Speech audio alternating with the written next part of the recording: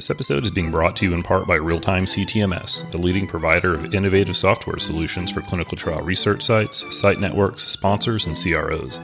Real-time systems allow users to manage complex clinical research processes with powerful, user-friendly interfaces that are revolutionizing how research gets done. To get a free demo, visit the company's website at realtime-ctms.com and complete one of their contact forms. Hello and welcome to the Note to File podcast, a collection of interviews, best practices, and candid commentary for clinical research sites. I'm your host, Brad Hightower. Our guest this week returning is Brittany Sloan. Brittany is the director of Black Research Matters, a safe space exclusively for Black people to learn more about research with the purpose of becoming better informed decision makers, thus strengthening the community by using knowledge as a tool to navigate the medical and healthcare systems. This episode is part 2 of a 3-part series on the Tuskegee Syphilis Experiments presented by Brittany. So here with no interruption is Brittany Sloan. What was done cannot be undone, but we can end the silence. We can stop turning our heads away. We can look at you in the eye and finally say, on behalf of the American people, what the United States government did was shameful, and I am sorry.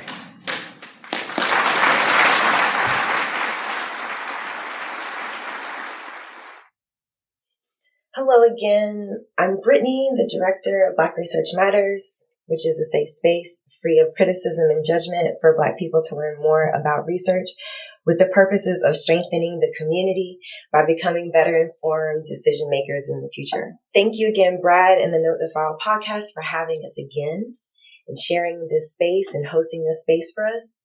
I'm sorry for the wait. I had COVID last month and I had a whole bunch of brain fog and that's been kicking my butt. So I appreciate y'all's patience. This is a special project, a 3-part series in an effort to break down the Tuskegee Syphilis study. Most listening to this podcast have an affiliation with research, and there's the expectation as professionals that we're knowledgeable on these events, but many either aren't accurately aware of what's happened and or aren't accurately aware of what's going on or the current effect that this has on the lack of participation in research at this time and seeking healthcare services as well, for that matter. To put this study, the Tuskegee Syphilis study, into context and the negative impact thereof, in 2018, an article was published in the Quarterly Journal of Economics noting an increase in medical distrust and morality and a decrease in outpatient and inpatient physician interactions with Black men after the Tuskegee study ended, which caused a decrease in life expectancy for Black men in particular, falling by 1.5 years in direct response of this national disclosure of the injustices of the Tuskegee study. So let me explain that again. This one study has created enough distress to Black men in general with no affiliation or any direct connection to the study to have an overall decrease in their life expectancy and their lifespan. And with that, July marking 50 years since the end of the Tuskegee study, and considering all the views of most Black Americans regarding COVID and the lack of COVID vaccination compliance, as well as the lack of diversity initially represented in the COVID vaccination trials, that this moment makes for a great time to discuss the significance and the consequences of this study and the part that it continues to play in research participation demographics. Now, as research professionals and medical professionals, it is 100% our responsibility to make sure that research is safe for our participants and our patients. Therefore, our goals for this series are to discuss the facts, review the knowledge gained, and to apply what we've learned in our clinical research careers, whether we see participants or not. And from this series, we gain a greater understanding of perspective and individual responsibility we have as clinical research professionals to hold research in the highest standard, ensuring that things like this never happen again. And for those who aren't in the field, thank you for joining the conversation. I hope you find it enlightening and thought-provoking, and I encourage you too to apply the knowledge that you gain by giving grace and compassion to others, because sometimes there's a perspective that you just aren't aware of. So to quickly recap part 1, if you missed that, in the 1920s, the U.S. Public Health Service, later known as the CDC, established a special department investigating venereal diseases across the country. At that time, there was a great concern with high syphilis rates in the southern states. And around 1931, the Rosenwald Foundation assisted the Public Health Service in identifying 6 counties in the South with their highest syphilis rates. Ultimately, Macon County, Alabama, which is where the Tuskegee Medical Institute is located, is recognized as having the highest among the 6, thus initiating the first part of the study, which was to identify and treat participants with the disease. But in 1932, due to the Great Depression, the Rosenwald Fund had to withdraw their support, thus making this a solely public health service study with no local philanthropic oversight. And now, this new study did not provide research results to participants and did not provide treatment either. The new focus was to observe the progression of the disease without disclosing disease status. The doctors also conducted autopsies on as many participants as possible to conclude this observation. And additionally, doctors used participant blood to create 2 diagnostic tests, which were later FDA approved and are still used to this day. Locally utilized terms and words were weaponized to coerce participation in this study and into procedures like LP, also known as lumbar punctures, by telling the men that it was a treatment and providing no numbing agents or pain meds afterwards. This study continues for decades, and this is where we left off in part 1. So, in part 2, as we move forward, for 33 years, the study moves along. The doctors present at conferences. The doctors, the PIs, they submit their continuing review documents to the Public Health Service, and there's no question about the legitimacy of this study until 1965, when a young 29-year-old Peter Buxton, a social worker who was hired by the Public Health Service to interview patients with venereal diseases, one day overhears a physician being scolded for quote-unquote ruining a volunteer by giving him treatment for syphilis. This prompts him to write a letter to the director of the VD division expressing his grave moral concerns about the Tuskegee Syphilis study. Months later, he's invited to a meeting where he's criticized for his comments. He takes the scolding and moves on. Yet 3 years later, November in 1968, Peter Buxton writes another letter to the director of the VD division. This time, the director shares it with the CDC director, and they convene a special blue ribbon panel of scientists requesting advice on whether to terminate the study. At the time of the panel, 83 participants had evidence of syphilis at the time of their death. And out of those 83, the director of the VD division only confirmed 7 deaths had a primary cause of syphilis.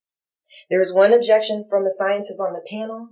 He motioned for providing treatment to the participants individually and not as a group. This was later dismissed by the panel.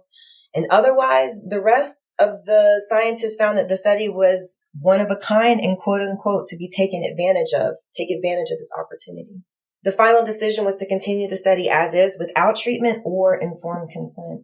And years later, Peter Buxton meets with a reporter for the Washington Star, and here is where we have the story, which breaks on July 25th, 1972, with immediate national outcry from the general public, political leaders, and scientists across the country.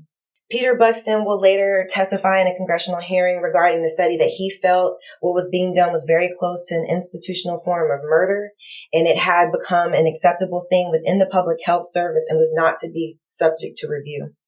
That fall, October 1972, the CDC finally votes to stop the study immediately, and the next month the study is closed. But by study's end, and out of those 400 participants who had syphilis and those 200 controls, so 600 in total, at least 7 died of syphilis, 150 died of heart failure, which is commonly linked to syphilis, and 40 spouses and 19 children had contracted the disease. A year later, the National Association for the Advancement of Colored People, the NAACP, filed a class action suit on behalf of the participants. The class action received $10 million to split among the remaining participants, which came out to $40,000 per family. And additionally, the U.S. government agreed to provide free health care to participants and their immediate family members. However, none of the doctors affiliated on the study were charged or held accountable. In 1997, the class action attorney for the group sent President Bill Clinton a letter requesting a formal apology. And 2 months later, in May of 1997, President Bill Clinton delivered his apology in a speech at the White House in the presence of the remaining survivors. And by that time, there were only 8. In 2017, the families of the survivors requested the remaining unclaimed $9 million of the settlement be used for a museum honoring the victims, and the Trump administration opposed the request. And this is where we are, trying to make sense still of the study and everything in between. And with the current political, socio-racial, economic position that COVID has played presently, we still have a lack of Black participation in research, as well as in seeking services for healthcare. And the way in which this issue of low minority participation in research has been addressed isn't working. And it hasn't been any more clear that the time is now than ever before for us to course correct. As a research professional, I have seen the increase in diversity and the uptick in minority and Black participation. However, the efforts are still futile and without much effect to the data or overall study, as we're investigating things like drug efficacy and tolerability. And because of that perpetual deficiency, this impedes the ability to generalize study results or to make medical advancements of effective therapies, as well as prevents underrepresented populations from experiencing the benefits of research innovations. And yes, there have been honorable strides made in the field, yet for me, as a Black woman in clinical research, it's not fast enough, and I see and continue to see and feel the suffering in my community. And the suffering comes from a choice to protect yourself from those who may do you harm. Historically, many and much of the American institutions do harm to Black and brown people. And this has been confirmed in countless studies and experiments and statistics. So we're not going to debate that. And while these people who control these systems evolve, I'm going to use my expertise in clinical research to empower and to embolden Black people with facts and information about the truth of research and clinical trials, to arm them with the power of knowledge and confidence to ask questions, thus actively protecting themselves from the possibility of harm. And also yet, as it stands, this isn't a topic discussed in the Black household, and it needs to be. So I started Black Research Matters because I wanted a space where we can go and talk about whatever thoughts we have about doctors, research, fears, worries, concerns, but also we can get into those thoughts and those questions, and we can create action and momentum around feeling confident to now schedule an appointment with the doctor, or ask the doctor questions about your medication, or to even inquire about that research flyer that you saw when you were walking into the clinic, ultimately creating empowerment. That's the goal. And as singer, songwriter, pianist, civil rights activist, and fellow North Carolinian Nina Simone once said when she was asked about her strong convictions, she said, "I think what you're trying to ask me is why am I so insistent upon giving them, Black people," she means, giving them that Blackness, that Black power, that power to the people. She goes on to say, "I have no choice over it. In the first place, to me, we are the most beautiful creatures in the whole world, Black people. And I mean that in every sense, inside and out. So it is my job somehow to make them, Black people, curious enough or persuade them by hook or crook to get more aware of themselves and where they came from and what they're into and what is already there, and to just bring that out of them. And that is what compels me to compel them. And I will do that by any means necessary." And that's my position with Black Research Matters. I will hold this space for my people because it is my honor and my responsibility to compel my people, and I will not stop. And in our final episode of this series, we will discuss the study violations that we've all heard and probably have collected over the course of this series.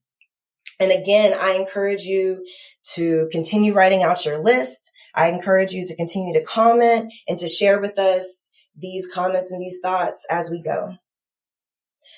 In our last discussion, we'll be getting into the legacy of the study and how it's left its mark on clinical research and the ethical framework for which human research protections have been established. Thank you again for tuning in for this second segment. I appreciate that, and I look forward to seeing y'all soon. As always, thank you so much for listening to Note to File Podcast. Make sure to check us out at notetofilepodcast.com for all of our previous episodes, as well as our guest contact information and show notes. Thanks again.